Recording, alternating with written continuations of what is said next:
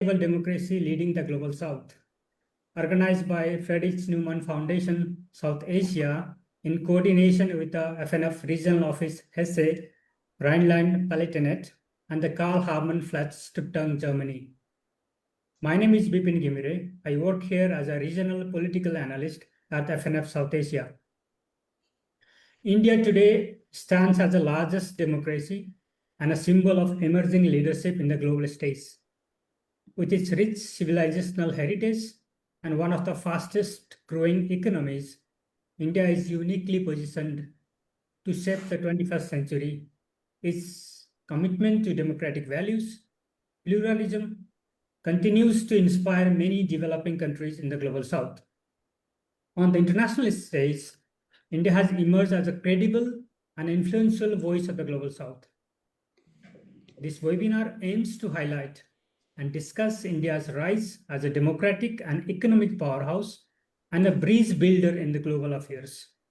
The webinar aims to inform the European audience about the evolving dynamics of Indian society, its expanding role on the international stage, and its significance as a key player in the international multipolar world. I'm excited about the valuable insights that our speakers will share today and look forward to the fruitful discussion.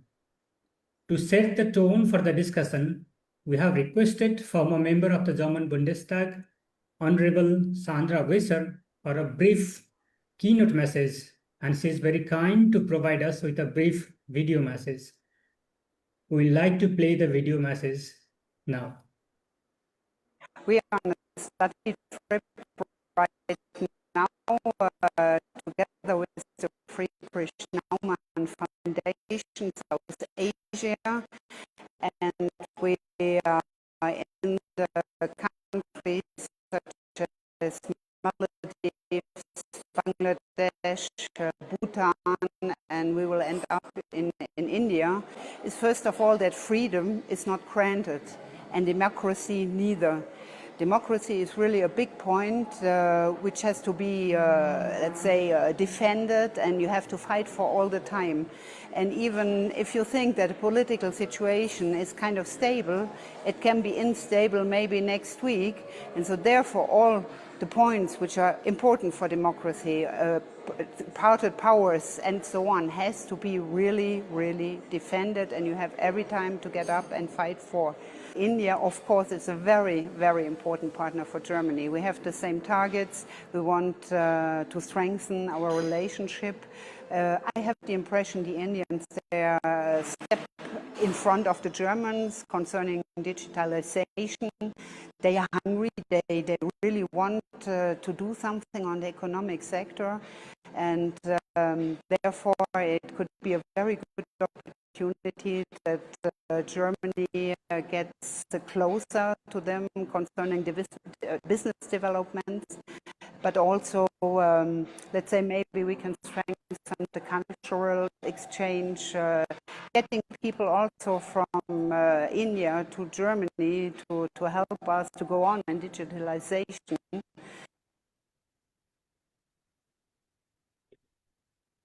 Thank you. Thank you. On behalf of the foundation, we would really like to thank you, Honorable Sandra Wisser. It was a very short but a very critical message about democracy, about the economy, and about the German-India partnership. We are very thankful for her for this message. For this webinar, without further ado, let me introduce the moderator of today's session, Mr. Ghanshyam Tiwari. He is a national spokesperson for Samajwadi Party and an alumnus of the Harvard Kennedy School and the IIM Bangalore. In a professional career over 2 decades, Mr. Tiwari has advised chief ministers and parliamentarians, mentored startups, and served different organizations such as London School of Economics and Gates Foundation. Mr. Tiwari also ran for a member of parliament in Bihar in national election in 2019. We are delighted, Mr. Tiwari, that you are here and you agreed to moderate today's webinar. With this, I'd like to hand over the session to you for the further discussion. Thank you, Dr. Bipin, and I must thank everybody at Friedrich Naumann Foundation and the partners of this discussion for organizing a conversation on this important topic. I also would like to use an opportunity to welcome the esteemed panelists to this discussion. We are fortunate to be joined by Dr. S.Y. Qureshi, who has been an architect of in the past decade of an important pillar of Indian democracy, which is our electoral system. India, with a population of 1.4 billion people, also has a billion voters. And Dr. S.Y. Qureshi has played an instrumental role in shaping the electoral process by which the voters can elect their leaders at a federal level as well as at the state level. As his introduction, Dr. S.Y. Qureshi served as the 17th Chief Election Commissioner from July 2010, with a diverse background, including roles as Secretary of Ministry of Youth Affairs and Sports, and Special Secretary Health and Director General of National AIDS Control Organization. He has been instrumental in pioneering initiatives such as India's largest AIDS awareness program, University Stock AIDS. Mr. Qureshi is also a prolific author, have contributed extensively to literature on democracy, elections, family planning, and social welfare. He and I have exchanged conversations on several national platforms, on day-to-day debates on national issues. We are also joined by Janvi Tripathi. Janvi is Associate Fellow, Observer Research Foundation. Janvi is focused on, at ORF, she's focused on the geoeconomics program. She served as the coordinator for the Think 20 India Secretariat during the G20 presidency in 2023 for India. She currently serves on the International Advisory Board Secretariat of Think 20 Brazil. Janvi's research includes international trade policy, including new trade issues like digital trade policy and gender and trade issues, besides the WTO reform and other matters related to trade. Prior to this, she was an associate researcher on international trade policy for the Confederation of Indian Industry, where she worked on a day-to-day basis with the government to advise the government on India's FTA negotiations with the EU and the RCEP alongside WTO policy positions. And our third panelist today is Mr. Apur Kumar Mishra. Apur is a consultant to the Prime Minister's Economic Advisory Council. Apur has in his career taken several important roles with respect to the economic issues. From February to June 2022, he was policy leader fellow at European University Institute in Florence in Italy. He previously worked as a senior research fellow at India Foundation, a premier think tank in India, where he led initiatives related to India's foreign policy. He was also an adjunct faculty of law at Ashoka University and taught courses at law at several universities, including Gandhinagar National Law University, and so on. So, without further ado, and Apur is also editor-in-chief of Indian Law Journal. So, between the panelists, we have an esteemed set who cover the electoral, who in their career have covered the administration of policies in India, the electoral system in India, the economic and trade affairs in India with respect to advisory to the government, and also have a good understanding of the law and various other matters that relate to India. I think I would like to use the opportunity to invite Dr. Qureshi to start the conversation. And the first point that would allow us to anchor this conversation to the current times is to hear his views, especially in context of his own work, as to where does India stand in the current world order with respect to democratic values, with respect to the conversation that is happening across the world, across the countries, and how does India's standing in this world order make it important for the Indian and European dialogue, as well as taking initiatives to strengthen the democratic values across the world, the values of diversity across the world. Over to you, Dr. Qureshi. Thank you, Gansha. Good afternoon, ladies and gentlemen. I'm so delighted to be here on this panel and to be speaking on India's role in global democracy. India's identity is democracy. India, from day one after independence, it chose democracy and democratic constitution. Second important thing is to know is that India is the largest democracy in the world, largest by miles, not just one of the largest, but largest, because the second largest is US. Nearly 1 billion voters. It is like more voters than every continent, more voters than 50 countries of Europe or 54 of Africa and so on. Actually, it is 90 countries rolled into one. The fact that we are able to conduct these elections in the last 75 years with clockwork precision, without failing, without delaying it even by a day, that is first sign of a stable democracy. Secondly, our elections have always been credible. Results have never been questioned or challenged, and maybe individual results could be challenged by the person who has competed with you, the co-contestant, through the election petition. But no question ever been raised about the results and now the credibility of the election. As a result, the transition of power has been extremely smooth, which you can't imagine even in the USA today. You saw what happened 4 years ago and what has been happening now. But in India, never has the result been contested, and no, that's why the changeover of power from one party to the other has always been smooth. So while the second important thing, while we have the size, and you say, what can you do? You have the numbers, you are a big country. But our emphasis even on to the last voter, one voter. We have several booths with only one or two voters.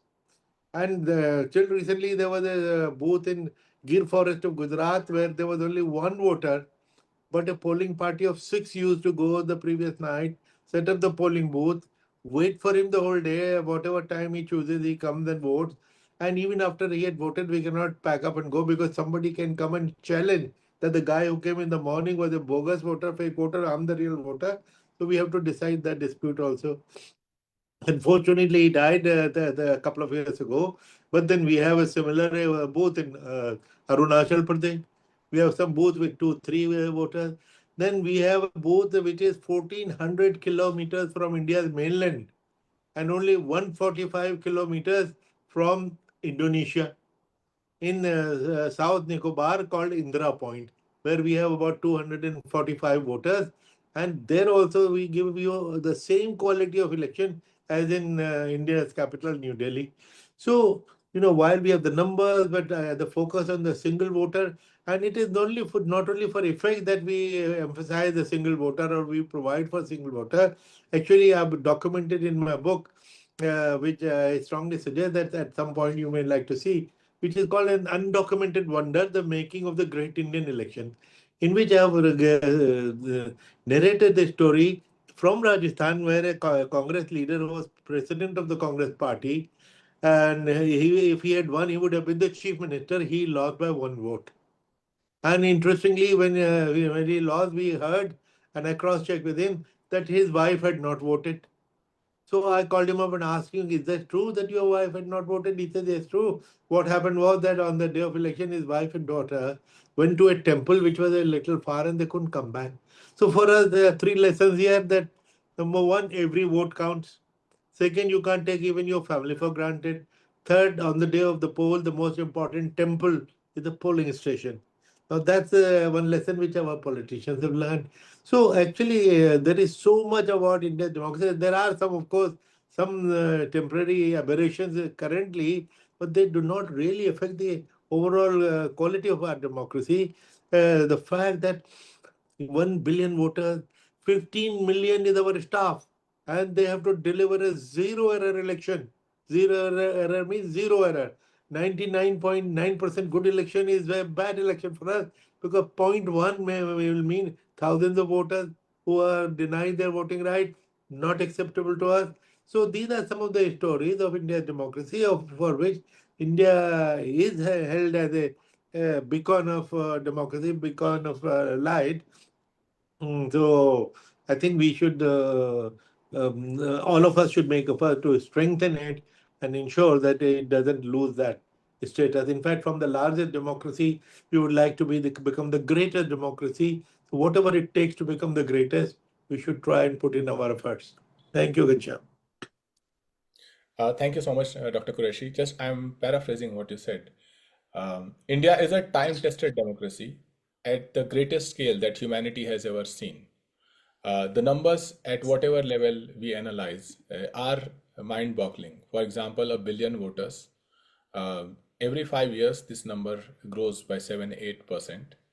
The number of postal ballots itself will run into tens of millions. The number to be precise, as per the Election Commission, we had 4.2 million postal ballots. We had more than a million polling stations at which the election was conducted. And to imagine this happening in a country that has languages and cultures that differ every 100 kilometer, and being administered at a central level with a central institution without a two-party system. We have countless parties, countless candidates, and every election sets a new agenda for the country. This is important for the audience who wants to know more about India, to look at India as not just a democratic experiment at the greatest scale in the world, but also to look at an experiment in diversity, the experiment in building a dialogue across communities, religions, cultures in society, and electing a system, creating a system that then performs economically, that then performs its social duties, and that then performs to the needs of technology as the world is evolving fast. So with this, I would want to go to Janvi. Janvi, given this backdrop of Indian democracy, what do you think gives India opportunity to be a reliable partner in the Indo-Pacific? Also, how does this kind of nation make itself a valuable contributor and collaborator in economic growth, the supply chain resilience, trade partnerships, and overall balance in the world when we try to build this collaboration with Europe, which itself is very diverse as well? Thank you for the question, Ghanshyam. It's a hard act to follow, but I'll try my best. Speaking in terms of the value of democracy for the economy, it's important for us to understand that democratic institutions enable our economy. If we did not have robust democratic institutions, it would be very hard for the Indian economy to grow at the rate, pace, and scale that it has. While we did have a moment in history where the bureaucracy was blamed for being too vast and ballooning, we did course correct, and we have been on a path of reducing the amount of bureaucracy required in business. So that has worked in favor of India when it comes to its economic position, its economic collaborations. The other way that democracy enables our economy is enabling people to participate in the economy. When people are participating in politics, they are also able to eventually participate in economic activity, which is enabled by governments, because we remain one of the countries with one of the largest public sectors. The public sector remains one of the largest employers in our country. Whether that be in manufacturing, whether that be in service sectors, whether that be in education, for instance. So we must keep in mind that we are a bit of an experiment when it comes to economics. We're not a pure capitalist economy. We're not a market economy, but we're also not a pure socialist economy or a communist economy. It is very much an experiment that is working for us in real time, and we must keep that in mind. Coming to the question on supply chain resilience, we have seen a lot of stress on supply chains in recent times, whether it be the pandemic, whether it be the US-China trade war, whether it be us being caught in the crosshairs of a conflict in Europe, which is currently unsolved. We must keep in mind that India-Europe relations are not contingent on these other extra relations around. One of the main problems of our partnership right now is actually evidenced by numbers. India's exports to the US is about 18% of all its exports. India's exports to the EU are 17%. I'm talking one country versus 27 countries. It doesn't logically math for us that we are selling about equal to 27 developed countries what we are selling to one developed country. So that is a vulnerability that has entered into our economy, where we are seeing a concentration in terms of exports to a specific market. And these are the kind of vulnerabilities we need to solve against, which will in fact be solved at the end of the day by our democratic institutions, because in democracies, leaders tend to listen to their experts, which would be their executive order.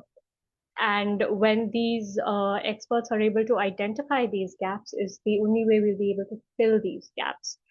When it comes to investment, India has stood in good ground. We are, according to the Financial Times and the FDI markets, the second largest investment destination in the world for greenfield investments at about 39%. So, and we are the second largest consumers of AI, which is next gen in terms of policy, in terms of employment, in terms of growth sectors of the economy. And these have wide implications for our democratic institutions as well, where it creates vulnerabilities in our election systems, in our systems of information and misinformation, how that has to be handled. So it throws up new challenges, and India is uniquely placed, not just as the greatest creator of data, but also the greatest consumer of data, to be able to solve for these challenges in real time and serve as not just a test case, but a rule setter, and change from becoming a rule taker in the global economy. I would stop there. Thank you.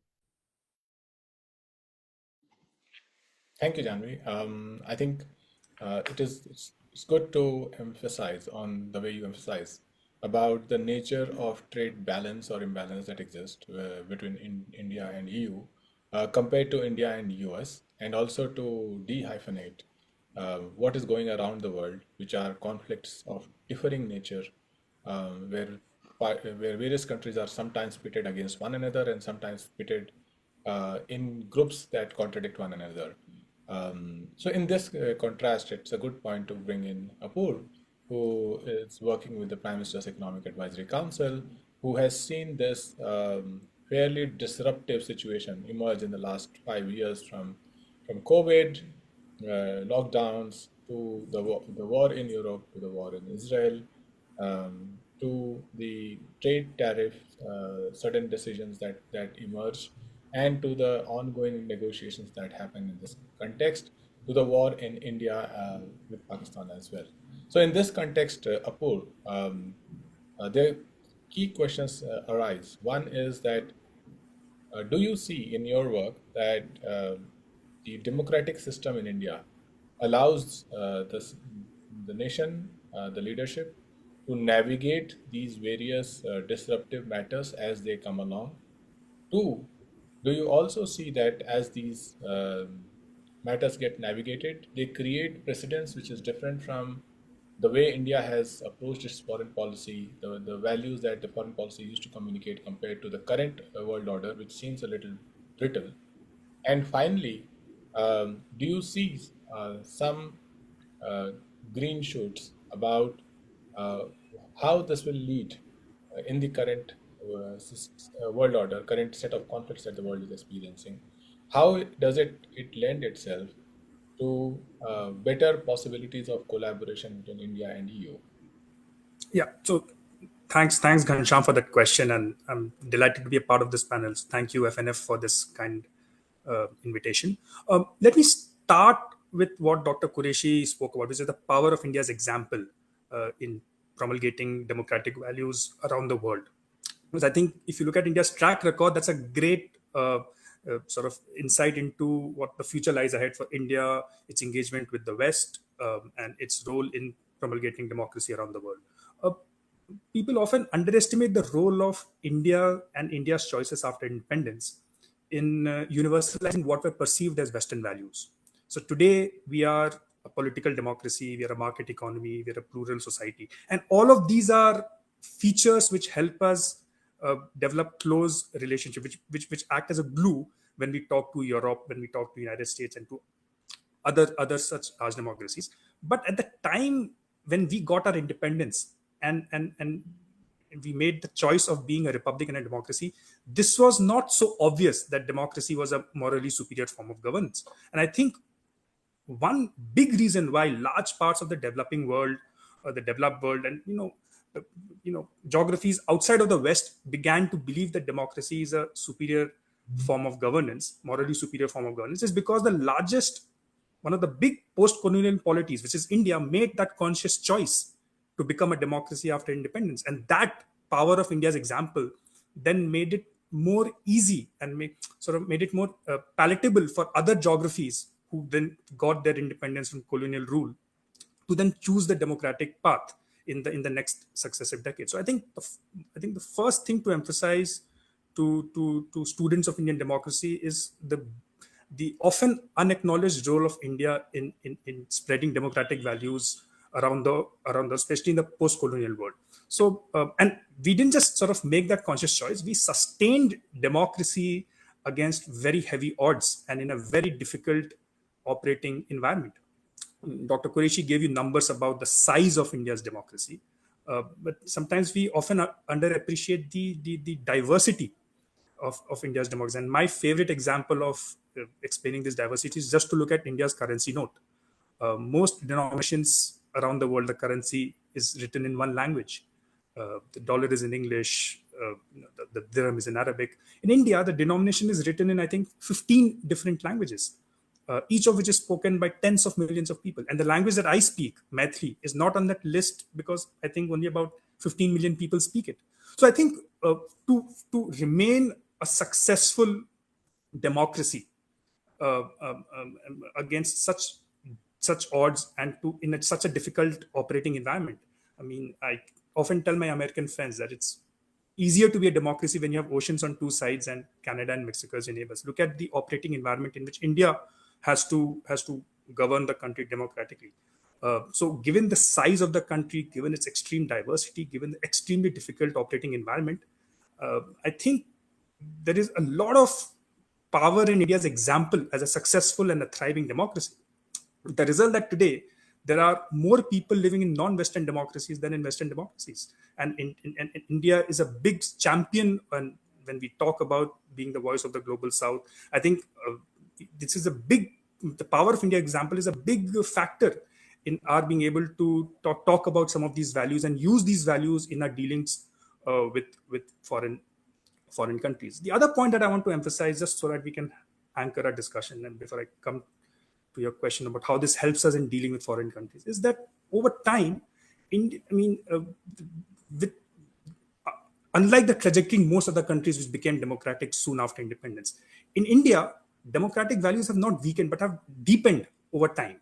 Right. So if you look at voter turnouts, if you look at the number of women voters, women candidates, incumbency rates, and Dr. Qureshi's wonderful book captures all of these things, and I've read it with great fascination, and I strongly urge people to read his book. But again, no matter what marker you look at, over time, the democratic principles, democratic values have deepened in our country, and I think today there is a very strong consensus in the entire Indian polity that the surest way to improve the lives of Indian citizens is to double down on these democratic values, because it is this democratic system that has also been able to unlock extraordinary prosperity over the last 30-40 years. And I don't think it's a coincidence that in the periods that we've seen the greatest increase in India's prosperity, the greatest improvement in economic well-being of India's citizens since 1991, has also seen the highest rates of participation in India's elections by any market that you look at. Right. So I do think there's a very strong national consensus today that there's a close link between India's democratic system and its journey to be a developed country by 2047, when we celebrate 100 years of independence. I spoke about how these values act as a glue when we talk to foreign to our friendly countries, especially when we talk to countries in the West, the fact that we are a political democracy, we are a market economy, we are a plural society. Let me give you one example. For example, you spoke about India's engagement with EU and how some of these common values help uh, intuitively understand us better, each other better when we're negotiating with them. So, I mean, think about technology that Janvi spoke about, and the fact that one of the big transnational problems of governance is how do we regulate artificial intelligence? How do we regulate the increasingly huge amounts of data that our lives and our engagement with the internet is generating? There are two extreme views. There is a view that all of the data belongs to the state, which is probably you see that in China. And there's another extreme view that all of the data belongs to the companies that run these platforms, which you probably see in United States. I think other countries somewhere sort of stand between these two extremes, where there are conversations happening on the right to privacy, about the role of individuals' sovereignty over his own data. And I think on some of those discussions around the right to privacy and who owns this data, you see a great alignment between India and EU. And this again is a function of the common values that we share. So I think these values that we celebrate plays a big role in our engagement, in our economic engagement, in our political engagement, and in our cultural engagement with friendly countries, especially in the West. Thanks, Kancham. I'll stop here. Thank you, Apurv. In our next segment, let's look at the often heard statement that with great power comes great responsibility, but in terms of democracy, with great power comes great accountability. There is great power in being a democracy that has 1 billion voters. There's great power in being a very diverse country. There's great power in being a country that is said to be the world's third largest democracy. Different reports peg Indian economy to be over $7 trillion by 2030.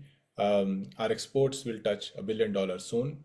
800 sorry Our exports have already been at a high level, and as we look at the possibilities that this is creating for India, we also face a very brittle and a world order that has conflicted value system. The India-US relationship that went from being a very friendly relationship to currently a relationship of contest. The India-EU relationship that was emerging, that was rapidly developing, with Germany, with several other countries, the friendship and the value-based engagement was strengthening. But somewhere the war in Russia, the choices India had to make for its economic value also come in the way of that relationship. And then there is the India-China relationship that has remained a place of contest in the eyes of the world, but also a place of collaboration, as you would see the recent news about new dialogues being opened between India and China. With respect to the recent war with Pakistan, where India sees Pakistan as a sponsor and perpetrator of terror, there is a new attempt by various countries, especially the United States, to bracket India and Pakistan together. So there are these different conflicts that change the course of conversation that has been happening. At the same time, India is a very valuable example to the global South.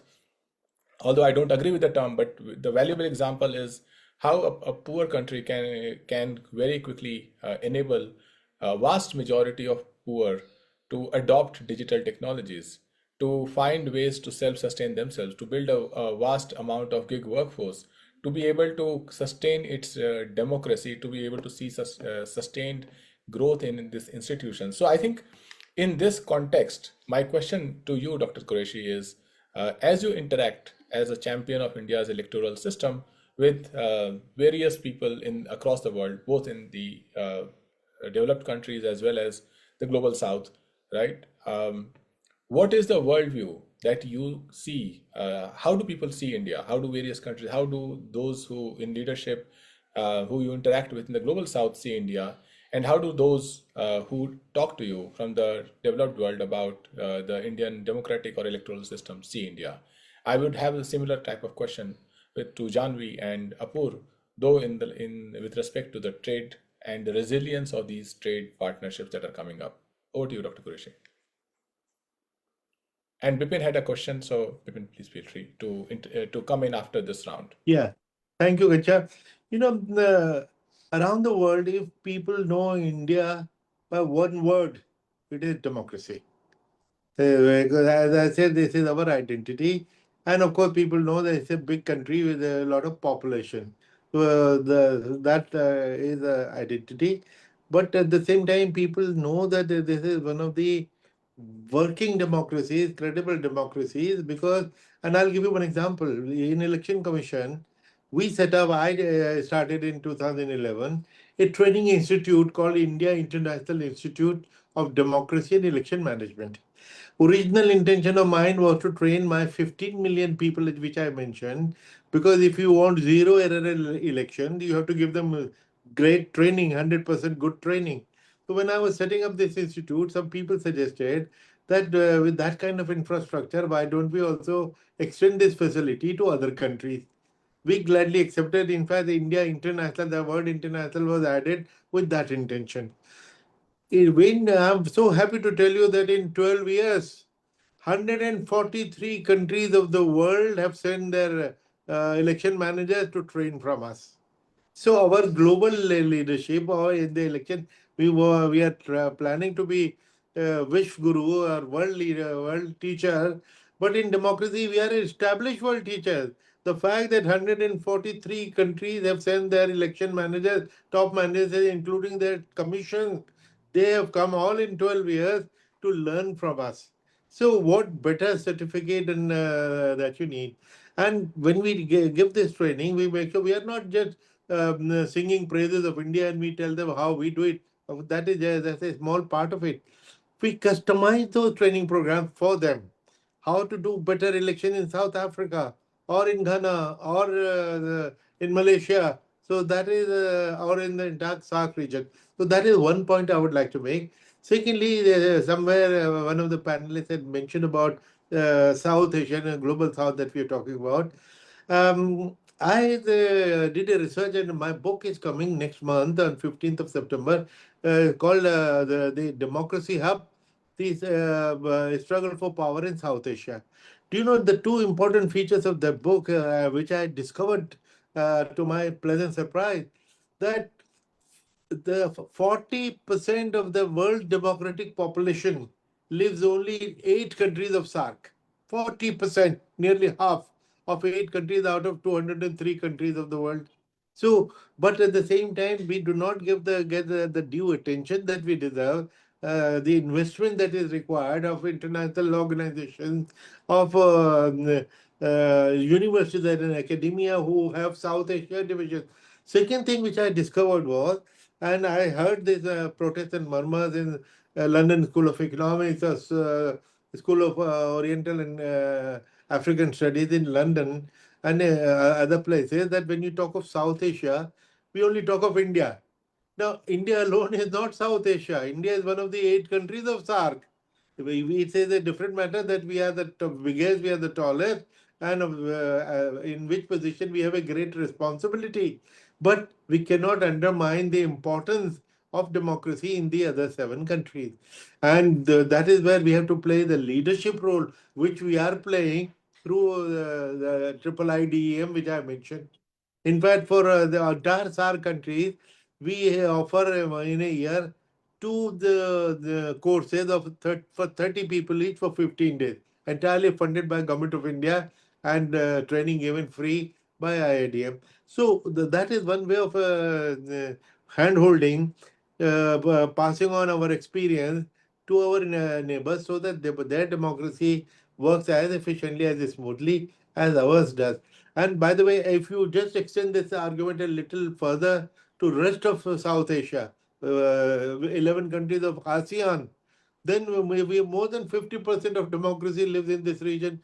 Therefore, when we talk of global South or global South should include Africa, mind you, Africa also. That is also in the South.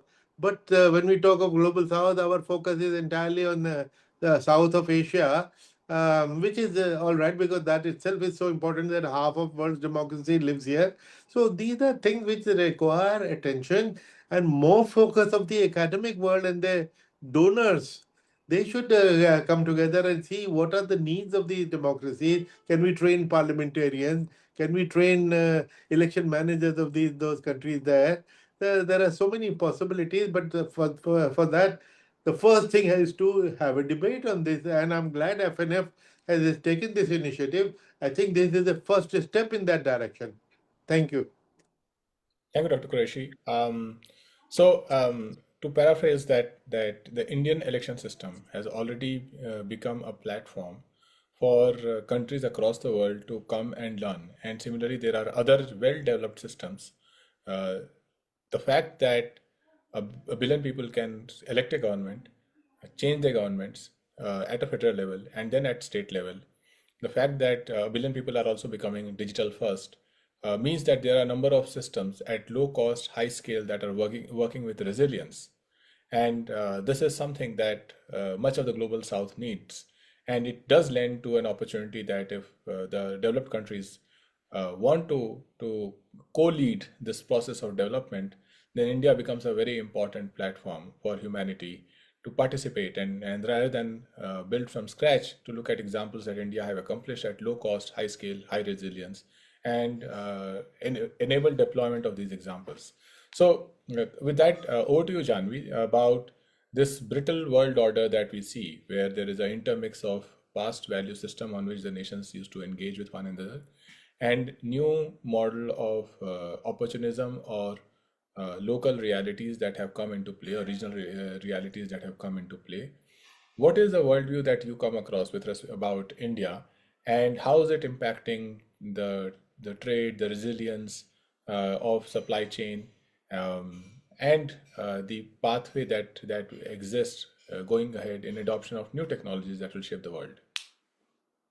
Thank you for the question. And, when Dr. Qureshi was talking about protests at the LSE as an alum, I was thinking back to my days and can concur that that is, in fact, something that does often occur in the study space in the UK, where India tends to be so overwhelmingly vibrant and big in conversations that we don't pay enough attention to the region. Which brings me to your question, Ghanshyam, on how regional collaborations and regional groupings are starting to shape how we view our international trade. Because we have come to see that traditional partners are, in fact, opportunistic partners.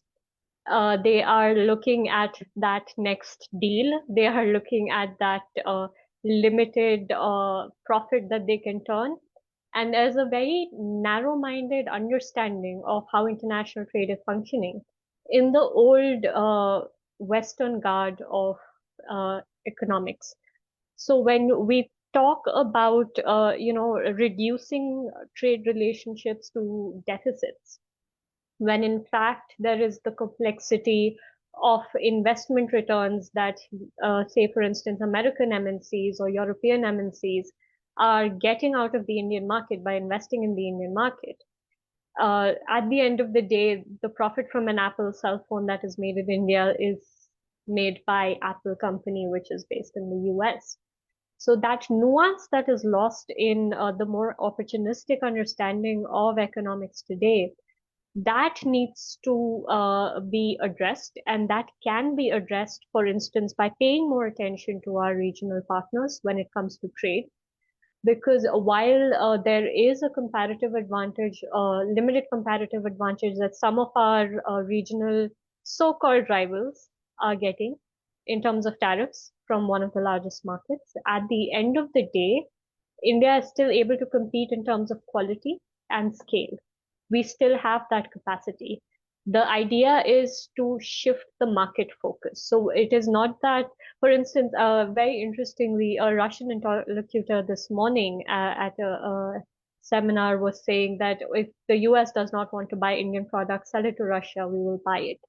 And that is essentially the at essence the point that we must understand as a country, that we need to be agile in terms of markets instead of spending time understanding intent.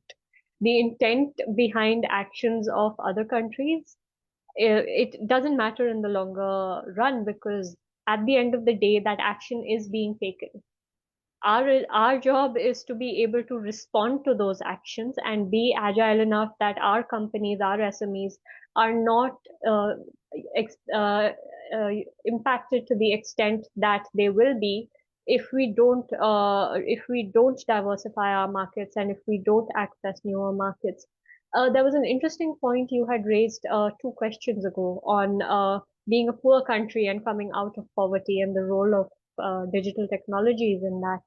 It is also tied to our manufacturing journey, which has, developed over the past decade, where you see multidimensional poverty coming down from about 30%. So it was at 29 point something percent, and it has come down to 11%. And this is a large difference for over a decade. And it is something we should be able to pat ourselves on the back for. What we do have to realize is that new technologies require new skills. And the rate at which we are reskilling our workforce is very important when it comes to building resilience into our own economy. So while we may be pursuing trade agreements with other partners, which is a very important part of foreign trade policy, our internal domestic economy is very much dependent on how skilled our workforce is, because it doesn't take too long for a demographic dividend to become a demographic burden. And that is the trap that we must avoid, because it's great that we have a young workforce. We need a skilled workforce. There is a very, very vast difference between the two. And that is something we need to be aware of as we continue down our journey towards being a developed economy and not just a developing economy. Thank you. Thank you, Janvi. I think you did propose a unique competitive model on how India can dehyphenate its position with the vis-a-vis different parts of the world. So coming to you, Apur. Given what is happening in the world, and given how India is getting ranked on various global indices with respect to press freedom, with respect to gender equality, with respect to inequality in India itself, these don't paint a progressive picture of how India is evolving, at least in terms of these indices.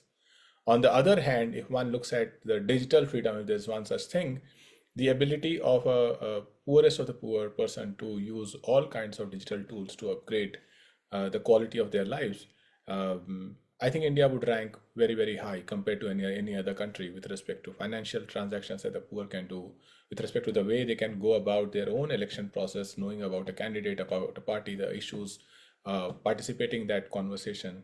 So there is a crossroad here, and when we deal with countries like Russia, the current model of United States leadership, deal with countries like China, Pakistan, uh, there are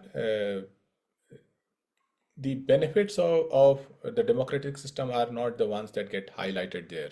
These countries demand a showcase of strong leadership. At the same time, when we deal with our partners in Europe, the way the world knows us, they know us as the nation that is the largest experiment of working democracy for the world, with diversity there. So, in this situation, as you advise the Prime Minister Economic Advisory Council, how do you do the trade-offs? Do you look at conversations that talk about, no, we must preserve our democratic values and continue to work on our ways such that these indices that don't show a progression in Indian democratic system can be reversed, or do you see a conversation that, look, the world is right now in a mixed bag. There are countries that are doing economically well, which are not democracies, and they are on the negotiating table, and there are countries that are doing well, that are democracies. So we don't have to go overboard. We have to sustain in this chaos in the way we are going. Do you see any trade-off being discussed with respect to democratic values versus trade priorities? Yeah, so that's a very, very interesting and a very difficult question, if I may add, Ghanshyam. I don't want to comment specifically on any of these surveys. I think our team at EPM has surveys and tried and all of this I think there's some problem with your audio, or maybe I these am. international services. Make a last point that is it better now?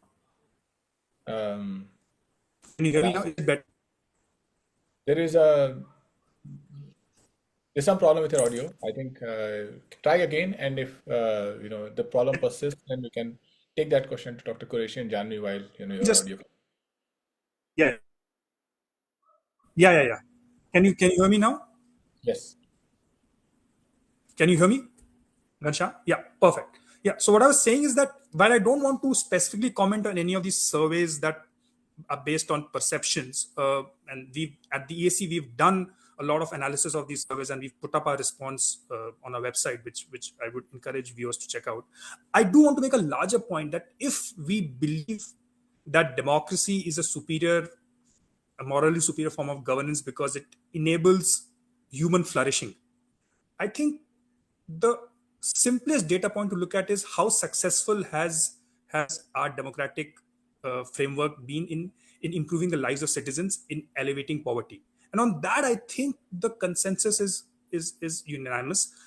This is not our data, the government's data. This is the UN data that in the last 15 years, we've lifted 415 million people out of poverty, uh, and and that has tremendous implications for well-being of the world's largest democracy. Uh, the other questions that you raise around the tension that we are seeing, the contrast between our digital prowess versus how we are dealing with other countries. I I do think that a lot of the turbulence that we are seeing in our world today is a symptom of a larger structural change that's happening uh, in, in the world order. What we are seeing is what Dr. Jekyll likes to call a rebalancing world. Uh, this started with an economic rebalancing where we occupy a larger share of the global GDP. That economic balancing is now leading to a political and a cultural rebalancing.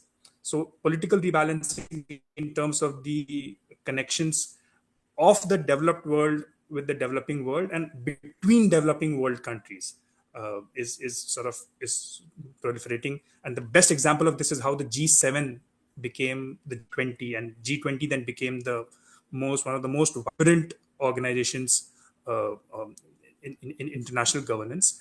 And so, therefore, I think in a world which is becoming less Western, more Asian, more multipolar, there will be a cultural rebalancing also. And I think a lot of the debates that you will see about the nature of democracy in India is part of this discussion around what does it mean to be a successful democracy. And like I said, today democracy is not just a Western idea. I mean, today more people live in non-Western democracies than Western democracies.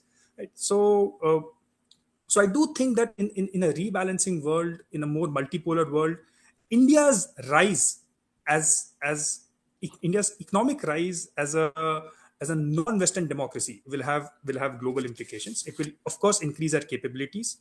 It will also increase our ambitions, but we will also be very sensitive to any internal or external factor that jeopardizes our journey to be a developed country by 2047.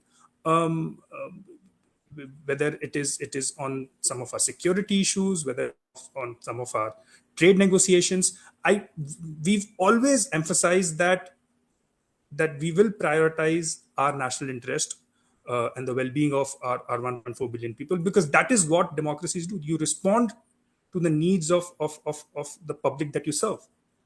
I do, however, I must confess, we've been following trade negotiations with EU for a long time.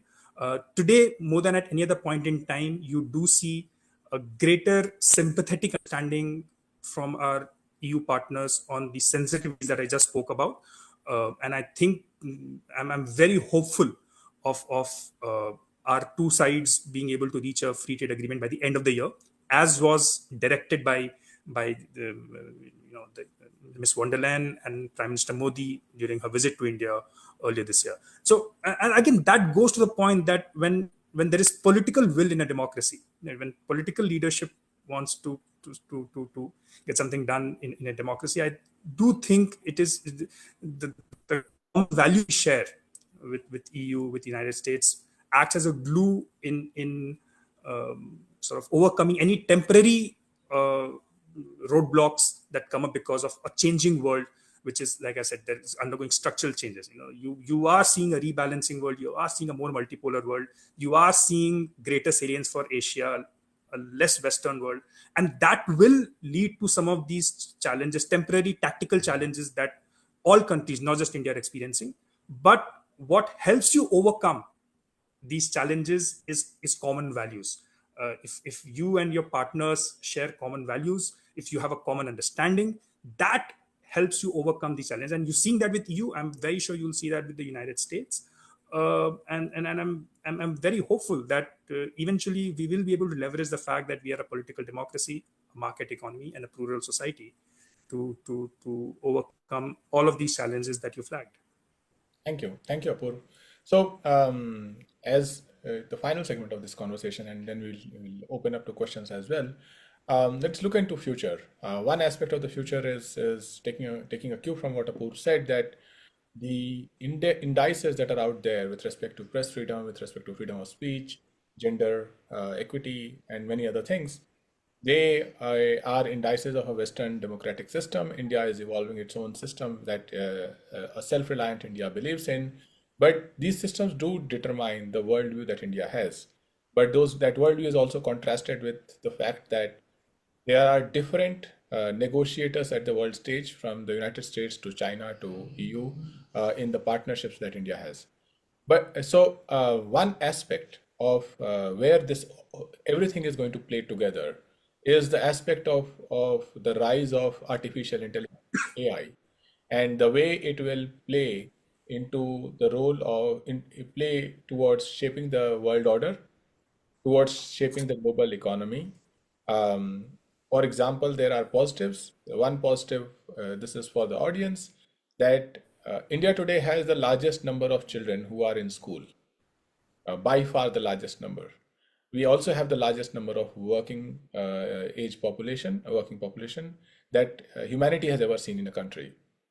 If AI is the super brain that is going to eventually become available to everybody, then India, as a country which has been able to enable digital adoption at the grassroots, at the bottommost level, is probably at scale most ready to adopt some of these technologies, or adopt this super brain at an individual level, at the level of individual student, youth, working professional, possibly systems, to superpower its success, its progress. That's one side of the story. The other side of the story is that it can lead to job losses. It requires a certain level of infrastructure, from GPUs to the AI infrastructure, etc. That is becoming more and more data centers, that is becoming more and more concentrated between United States and China. The regulations are currently in a chaotic place if you look at it globally.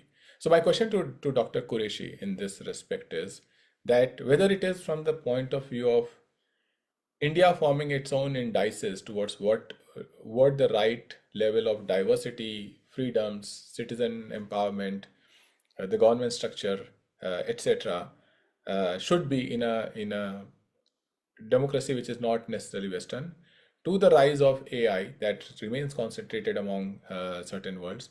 What is a positive picture that you see of India in this new world that is going to be in front of us? Also, India has had a stable national government for the last 11 years, but one aspect of democracy is the government's change. So from your experience as a key leader in the architecture of Indian democracy currently, do you see a different, do you see that the world will continue to engage with India the way it is engaging? Or if should there be a change in government in future, right, something else will evolve as a result of it? Can you, in summary, long question, in summary, between these various situations. What's your most positive outlook for India if you have to explain it to the world?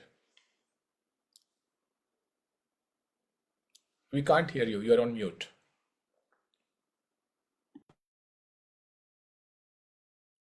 Yeah, I was saying that political parties come and go, governments come and go, but the nation and the government, as such as an institution, continues. And India has a bright future because, as I mentioned to you earlier, India is 90 countries rolled into one. Suppose some Western country gets angry with India, "Oh, rule it out, let us do business with Sri Lanka." Where is Sri Lanka and where is India? Or Bhutan or Nepal or what? 90 countries into one. All of Europe is 60% of India. Therefore, no one can afford to ignore India. They have, whether they like it or not, they have to do business with us. And we also need to know our weaknesses. We have been talking of a skill. I was doing research for my another book on population myth, uh, for which I have found that only 4.57% of Indians are formally skilled. 95% are not skilled, yet we have almost captured the world economically. And if you contrast it with Japan, China, UK, everyone, 40%, 50%, and South Korea, 96%. Whereas we have only less than 5% formally skilled, and we have captured the world. Imagine if 9%, just double it, and 10% of Indians get formal skill. Why not 20 and 30? We will be the rulers, and therefore we have a bright future without doubt. And what used to be, we were very ashamed of our population growth once upon a time. Population explosion, it will destroy our economy. They've become our human resource. They are the 25 of the top CEOs of the American companies, multinational, they're Indians. So we were able to produce. So therefore, our emphasis should be on better quality vocational education. That will take us far. Your other question, the first question, Ghanshyam, just if you could quite quickly remind me, what was that? The first part? The first part was about the different approaches. One is the worldview on progress of Indian democracy with respect to indices that are there. Yeah, And second indices. is Yeah, I got it now. The point other that thing, we have to develop uh, our own indices. yes, let me come to that because that's a very interesting question you raise about indices. There is an World Global Index of Democracy by The Economist. There is another index of democracy by VDEM. There are actually 12 or 13 indexes which have various indices on which they evaluate. And we are constantly for the last 25 years classified as a flawed democracy. When I was writing my book, Undocumented Wonder, at the end of my research, I came across this term that India is a flawed democracy. My instant reaction was of anger. Oh, this must be a Western conspiracy to show India down. But when I studied why India is being shown as a flawed democracy, exactly for the reasons which we are protesting about, talking about. Are we not in 25% of Indians, it is 300 million people are still illiterate? There are only 11% MPs in women MPs in parliament. Are we not concerned? There is criminalization of politics. Are we not concerned? These are exactly the factors which are keeping us low, keeping us down. And you all know that what is the independence of media in the country. There's nothing to be proud of at all. Now, and these indexes are very sensitive to changes. If we make some improvement in 1 year, suddenly our index improves and next year it goes down. Therefore, instead of condemning them, no, all that. In fact, our government has read a report in Hindustan Times that they sent some people to Economist office. Hey, look, you're showing us a flawed democracy. What is your criteria? What is the mechanism? They say, damn it, we do it in the 203 three countries of the world with the same yardstick, with the same parameters. We don't have special parameters for India. And then we offered, we will give you the data. So what are you talking about? We have a very scientific method which we follow across the globe. Therefore, instead of getting upset by our index going down or not going up, we should introspect. You will remember some years ago, the government of India decided that on ease of doing business, we were very low on the index. and Prime Minister himself took personal interest. Within 1 year, we jumped 40 positions. So introspection and then action is what we need if we really want to strengthen our democracy. But with all these flaws, the world has to take us seriously, and they do take us seriously, and we have a very positive and bright future. Thank you, Dr. Qureshi. Over to you, Janvi. Given the picture of the future that is in front of us in the AI era and the concentration of current AI technologies and infrastructure in some countries, the possibility of a digital India or a digitally empowered Indian in vast numbers, uh, adopting to the AI era faster to gain more knowledge, to skill themselves better, and as a result, contribute better to the global progress. Right. In the middle of all this, what is the most positive outlook that you can share for India to the audience? Also, I'm including a question from Stavros about the success that some of our neighbors have had, where they are not as democratic, whether it is Singapore, China, and the other countries in the Middle East. So we are a flourishing democracy in this basket of other countries who have otherwise economically flourished, taken people out of poverty, right? So do democracy offer us some advantages? Very loaded questions, all of them, Ganjam. I'm going to address a few of them in order. First, from a thought that occurred from what Apurv said regarding free trade agreements that India is signing. It is quite alarming that we've spent 23 years negotiating with the EU, but it took us 3 years to negotiate with the UK. It's not like we speak similar languages, right? At the end of the day, we are speaking in our colonial tongue at the moment. This is not our actual language. So it is a matter of how and what we prioritize when it comes to trade agreements. And this ties to your question on digitalization, because that is a unique factor in the past decade that has changed the game in trade negotiations.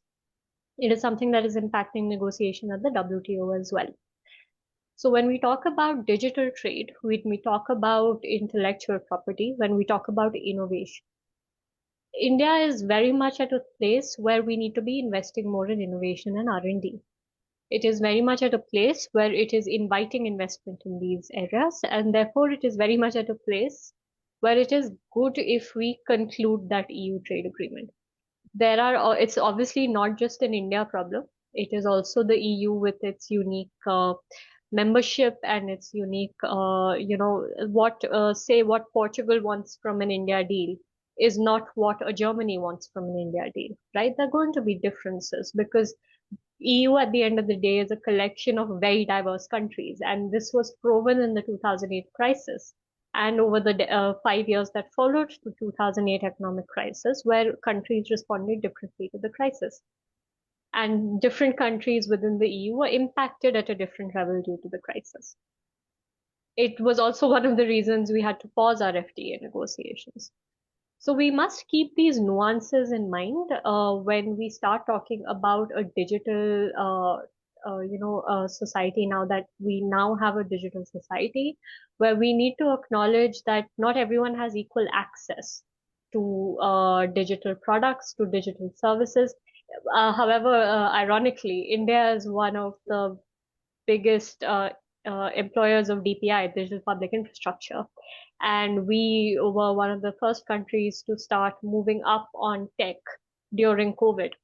The amount of UPI transactions that happen in India are a case in point. We're one of the most fintech savvy countries. So it's a matter of who has access to what resources and how accessible we are making them. And it comes back to language. Not everyone on the street is speaking English, right? We're speaking of the 90 countries that Dr. Qureshi mentioned. So that's that many languages. So not everyone is understanding the interface. So when a Samsung India comes up with a smartphone which is able to translate to various local languages, and that is able to be translated into app interfaces, it is very important for our digital growth, and therefore for the growth of our society, and therefore for the growth of our economy. The question on, more authoritarian, so to speak, countries developing better than India, I don't think it's a better form of development. It may be faster. It may be on paper better looking. But at the end of the day, do we want a command economy is the question. We have experimented with a command economy. India did not like a command economy because at the end of the day, we are too diverse to be able to have a command economy.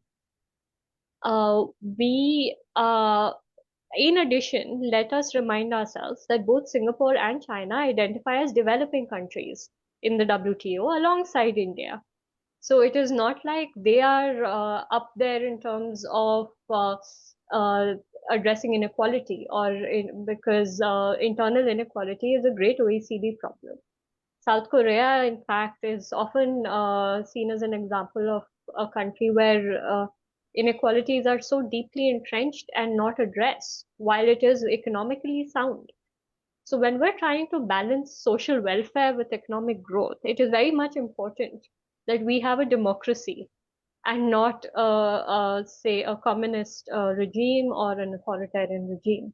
Because democracies enable us to think about the people and less about just simple economic growth. Thank you, Janvi. Apurv, in the interest of time, you will have only 2 minutes to uh, answer this for yourself, for us. Basically, what is the most positive outlook that you can present for India, given this frame that is ahead of us, which is AI infrastructure, as well as the state of Indian economy and the interactions we are having with the world? So, Ghanshyam, when you talk to any policymaker today and you ask them what is keeping them occupied, they'll say three T's: terrorism, tariffs. But the one thing that at least gives me sleepless nights is technology. That is really our. Do we have world-beating capabilities in frontier I technology? was I going to think if guess we you can were going develop to that. I'm sorry to interject. I was going to guess you were going to say Trump, but good that you said technology. No, like I said, there are tactical problems and then there are structural issues. I think structural dynamics always help overcome tactical issues. But I think on technology, I think we if we have to secure democracy not just in India, but also in large parts of the global South. If we have to ensure that the new world order that emerges is stable, is equitable, more than the one that we are currently transitioning from. We have to ensure that India, uh, as a as a as the world's largest democracy and as a well-wisher of the global South, has world-beating capabilities in frontier technologies. So we are doing that, for example, by building a semiconductor sort of ecosystem in the country, which I do know Germany is also doing, and that's again one of the areas where India and Germany and India you can cooperate. Just a quick sort of digression, but I think one of the most interesting sort of forums that we have for cooperation with friendly countries is what India and EU have in form of their Trade and Technology Council. EU has Trade and Technology Council with just two countries, India and United States, and that tells you a little bit about how closely India and EU can and will cooperate on issues relating to technological sovereignty. So, semiconductors, intelligence, again, EU views side.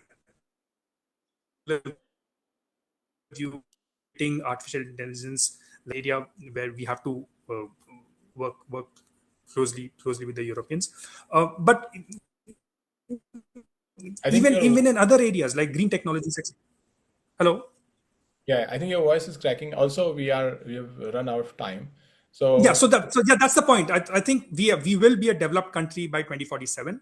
Uh, if we can solve for three big issues: urbanization, skilling, something that we spoke about, and developing world-beating capabilities in frontier technologies. There is a great opportunity for the world and especially for our partner countries to participate in India's growth story. Today, a country which is a $5 trillion economy will go anywhere between 26 trillion to over $50 trillion worth of economy in the next 25 years. So there is extraordinary amount of prosperity waiting to be unlocked in the country, and our friends and our partner countries must participate in this journey, and the opportunity that the India growth story provides. So I think that's where I land.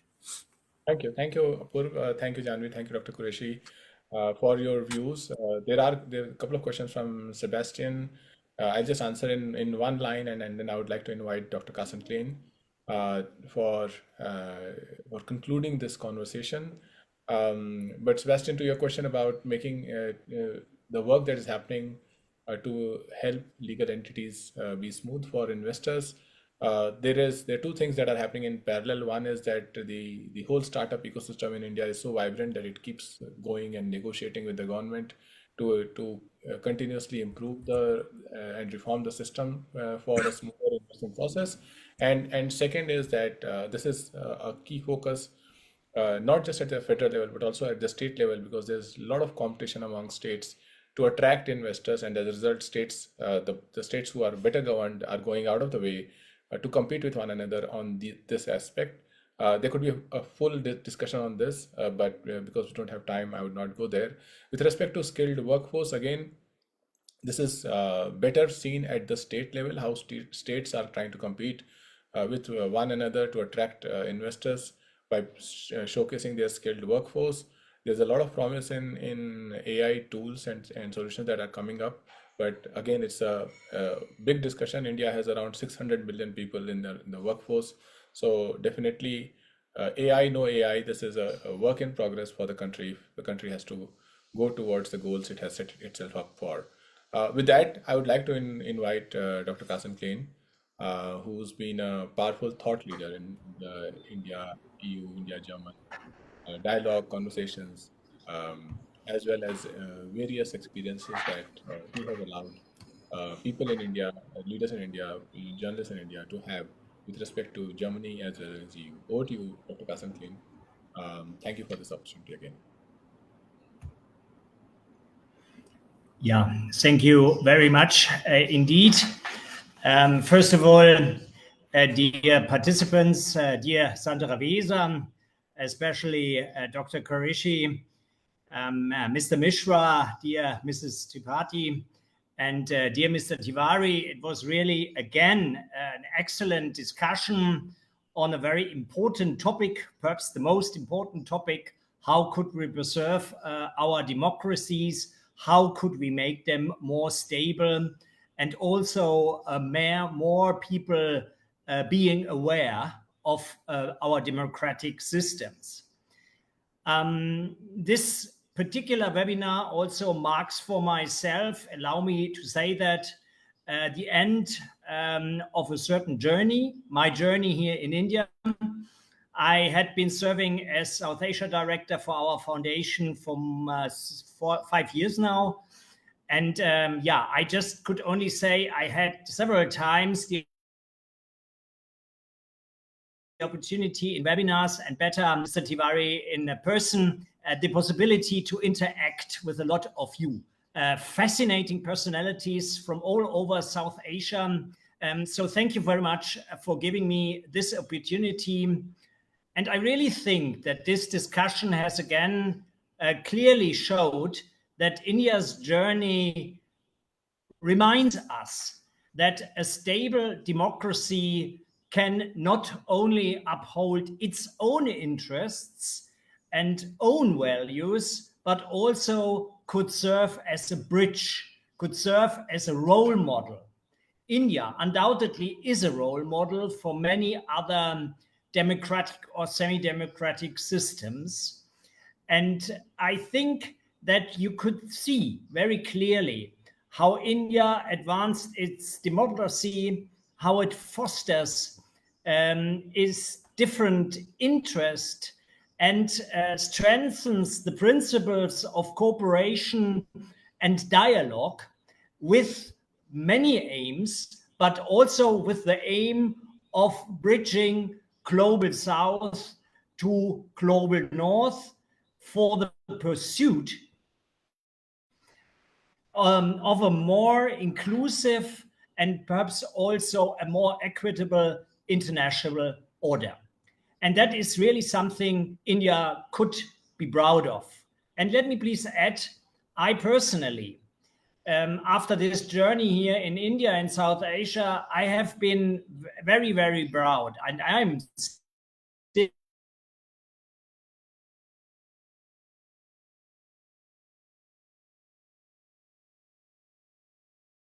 together with my team to be part, saying like that, it is social groups, it's multiple influences with impacts, with many, many very engaged people like you getting into discussions in order to improve every different phase, every different part of the democratic system. So thank you very much for that. And let me please just end that with my opportunity to participate in elections, the national elections and also state elections. And what I really found extremely remarkable was the personal resilience of the people in very, very different respects, and the bride of very, very many people showing, this ink, this voting ink, in order to make sure, listen, see, I have casted my vote, and I'm very, very proud of that. And I find this is really fascinating, a bride of democracy, which you find in many old democratic systems, perhaps not in this form anymore. So again, thank you very much to all of you. Thank you to our audience. Thank you especially to the panelists of all of our discussion rounds. As I said, it was also a steep learning curve for myself. And let me please again say, without our excellent networks, without you, the people there, without any our moderators, without the ideas also of the people in our team, Nupur, Mr. Bipin, Mr. Hoffman, of course, and Mrs. Bakshi, and many, many others, this would never have been possible. And then let me also add thanks a lot here to our dear friends and colleagues from our German office, in this case from the B department, the domestic department of foundation, and the team from Rhineland-Palatinate. And thank you, Mrs. Els, and thank you very much, Mr. Walz, for your personal contribution in order to make this seminar, this webinar possible. Again, thanks a lot to our panelists.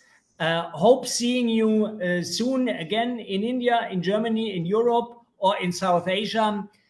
Thank you very much for this very vivid discussion. It again showed very clearly how important it is to struggle every day for our democratic systems.